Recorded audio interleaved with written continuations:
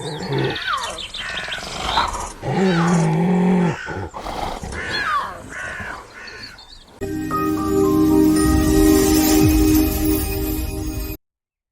Mittagssonne breitete sich über die weite afrikanische Savanne aus und schuf eine goldene, endlose Szenerie. Mina, eine Tierfotografin, kam hierher, um die wahren Momente der wilden Natur einzufangen.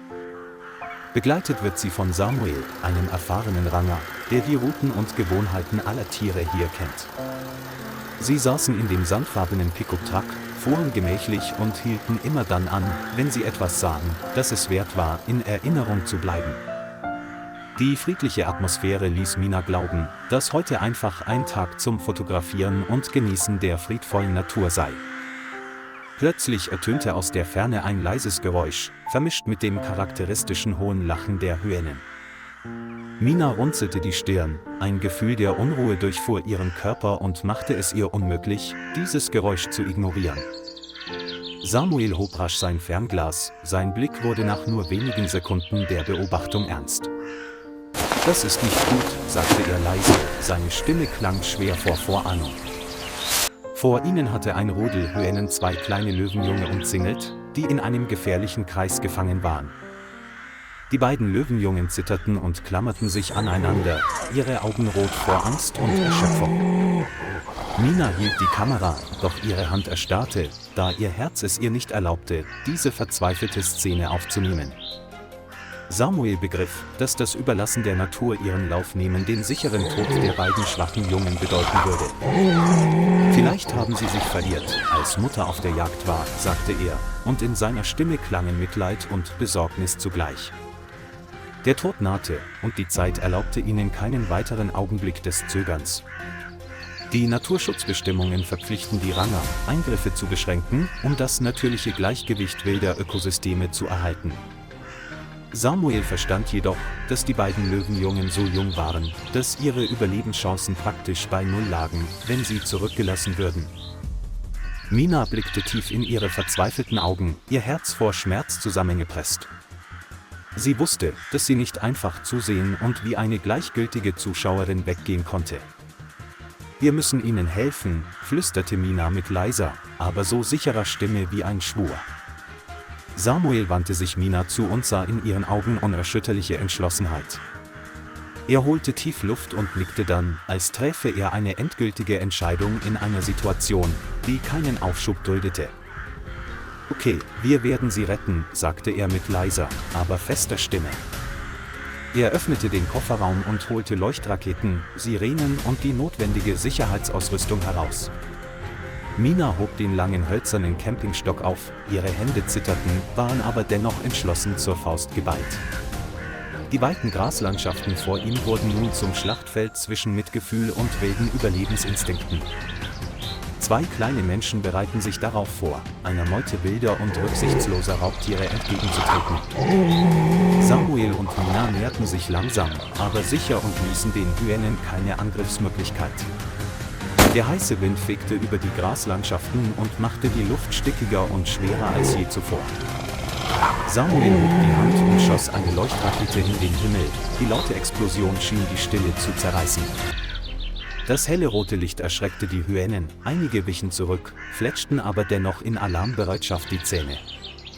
Mina schrie laut auf und schlug mit ihrem Stock auf den Boden, der ohrenbetäubende Knall erzeugte eine Welle mentalen Drucks. Der Anführer der Hyänen knurrte, seine Augen glühten rot, als ob er überlegte, ob er angreifen oder sich zurückziehen sollte. Samuel ging noch einen Schritt weiter und feuerte eine zweite Leuchtrakete ab, diesmal dicht über den Boden, um die Abschreckung zu verstärken. Der Knall hallte zu den Hyänen zurück und versetzte sie in Panik, woraufhin sie heftig zu zittern begannen. Die Verfolger begannen umzudrehen und in das dichtere Gras zu rennen, um einen Fluchtweg zu finden. Der Anführer zögerte noch einige Sekunden, musste sich aber zurückziehen, als er die Oberhand verlor. Mina blieb wachsam, da sie befürchtete, dass die Hyänen unerwartet zurückkehren könnten. Die beiden Löwenjungen zitterten noch immer eng beieinander, doch in ihren Augen erschien ein Schimmer Hoffnung. Samuel blieb einige Sekunden lang stehen, um sicherzugehen, dass die eigentliche Gefahr vorüber war. Mina näherte sich, ihre Schritte leichtfüßig, als fürchte sie, die beiden Kinder noch mehr zu erschrecken. Es gab kein Knurren oder schrilles Lachen mehr, nur noch das gleichmäßige, sanfte Atmen der beiden kleinen Geschöpfe. Die nervenaufreibende Rettungsaktion ist vorbei, doch der Weg zur Wiedervereinigung liegt noch vor uns. Mina hob vorsichtig ein Löwenjunges hoch und spürte, wie sein schwacher Körper bei jedem zarten Atemzug zitterte.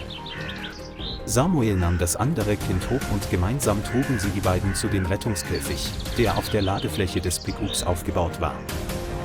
Sie setzten jedes einzelne Tier mit größter Sorgfalt in den Käfig, als würden sie einen zerbrechlichen Schatz inmitten grausamer Natur bewachen. Mina holte sauberes Wasser aus ihrem Rucksack, füllte es in einen Flaschenverschluss und führte ihn dem durstigen Jungen zum Schnabel. Das Löwenjunge leckte jeden noch so kleinen Wassertropfen auf, als wäre es das Letzte, was ihm das Leben retten könnte. Samuel untersuchte ihre Körper sorgfältig, glücklicherweise wiesen sie keine tiefen Wunden oder gravierende Bissspuren auf. Sie waren lediglich erschöpft und ausgetrocknet von der anhaltenden Panik, die durch die Verfolgungsjagd mit den Hyänen entstanden war. Mina legte ihre Hand auf den Käfig, ihr Blick wurde weicher, als sie sah, wie sich die beiden Löwenjungen langsam beruhigten. Samuel blickte Mina an und verstand, dass sie sich unter keinen Umständen von dieser Szene abwenden konnte. Wenn wir noch einen Moment später angekommen wären, wäre es vorbei gewesen, sagte Samuel leise, seine Stimme schwer vor Nachdenken.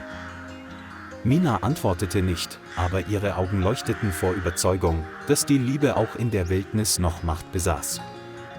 Nach ein paar Minuten der Erholung begannen sich die beiden Löwenjungen mehr zu bewegen und hoben ihre Köpfe, um nach draußen zu schauen. Ihre Augen verrieten eine intensive Vorfreude, als wollten sie an einen vertrauten, verlorenen Ort zurückdenken. Sie beschlossen, sich auf die Suche nach den Löwen zu machen und diese wilde Familie wieder zu vereinen. Samuel startete den Wagen und fuhr langsam über die weite Savanne in Richtung des Gebiets, wo man oft Löwenspuren sah.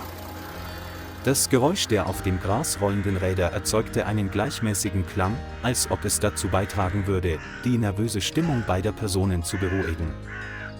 Mina blickte oft zurück zu den beiden Löwenjungen im Käfig, aus Angst, sie würden wieder erschöpft sein. Die beiden Kinder lagen noch immer eng beieinander, aber ihre Augen waren weiter geöffnet, als suchten sie nach einer vertrauten Gestalt. Die wenigen Kilometer vergingen langsam in der brütenden Hitze und dem trockenen, staubigen Wind. Samuel hielt den Wagen an, als er ein Löwenrudel unter einem uralten Akazienbaum ruhen sah. Die Atmosphäre rund um das Löwenrudel war friedlich, ein völliger Kontrast zu der chaotischen Szene eben. Mina spürte, wie ihr Herz raste, denn der Moment des Wiedersehens könnte unmittelbar bevorstehen. Die beiden stellten den Käfig vorsichtig auf den Boden und hielten dabei einen sicheren Abstand, um das große Löwenrudel nicht aufzuschrecken. Sie öffneten die Käfigtür langsam und kehrten dann sofort zum Auto zurück, um das Geschehen aus der Ferne zu beobachten. Die Chance auf ein Wiedersehen rückt näher wie ein Hauch. Die beiden Löwenjungen rannten sofort aus dem Käfig und stießen schwache, aber hoffnungsvolle Rufe in Richtung des größeren Rudels aus. Eine Löwin aus dem Rudel sprang beim vertrauten Ruf auf, ihre Augen blitzten vor tiefer Erkenntnis. Es stürmte schnell vorwärts und näherte sich den beiden Löwenjungen, wobei es sie mit Kopf und Zunge sanft leckte, als wolle es sie untersuchen und beruhigen. Die beiden Löwenjungen rieben ihre Köpfe an der Brust ihrer Mutter, ihre Körper zitterten vor Rührung und Erleichterung über die lange Angst. Die übrigen Löwen erhoben sich und umringten die Mutter und ihre Jungen, wodurch ein natürlicher Kreis der Liebe und des Schutzes entstand. Mina legte ihre Kamera leise beiseite, denn es gibt Momente, die man fühlen und nicht festhalten sollte. Samuel betrachtete die Szene und sagte leise, wir haben heute das Richtige und Wertvollste getan. Der Pickup fuhr davon und ließ eine wilde Familienszene zurück, die im friedlichen, sanften Sonnenlicht wieder vereint war.